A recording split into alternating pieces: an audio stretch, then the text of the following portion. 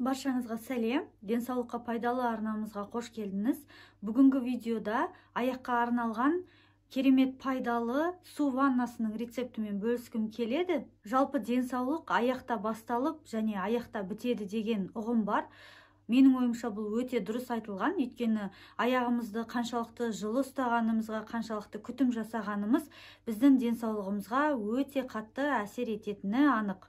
Бұл аяққа арналған су ваннасы аяқты тек қана рахаттандырып, шаршағанды басып қана қоймай, құрамындағы заттар антисептикалық, антибактериялық, қабынуға қарсы өте мықты көмекші болғандықтан, тіпті аяқтан шығатын жағымсыз иісті кетіруге де өте жақсы көмектеседі және ревматизм, артрит сияқты буын ауруларын алдын алуда өте мықты көмекші.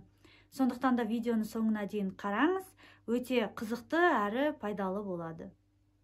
Тазикке алдын ала 1,5 литр суық су құйып дайындадым. Оның үстіне 1,5 литр ыстық су құямын. Бірінші судың температурасын тексеріп аламыз, қатты ыстық болмауы керек. Содан соң жарты стакан тұз қосамыз. Енді алма сіркесін қолданамыз, оның да мөлшері жарты стакан. Енді осы су ваннасында аяғымызды 20-30 минут ұстап отырамыз. Расымен де пайдалы болғанымен қоймай, өте аяқтың шаршағанын басып, рахаттандырады. Міндетті түрде жасап көруге кеңес беремін. Бұл аяққа арналған су ваннасын аяғы ауыр және қысымы жоғары кісілерге қолданбаған дұрыс. Аптасына 2-3 рет қолдануға болады. Осы су ваннасын міндетті түрде жасап көруді сіздерге ұсынамын, өйткені пайдалы болғанымен қоса өте жақсы аяқтың шаршағанын басады.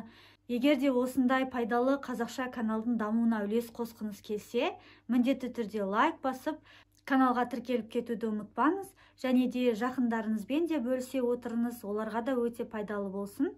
Ал мен сіздермен келесі пайдалы видеода кездескенше қоштасамын. Қош сау болыңыздар.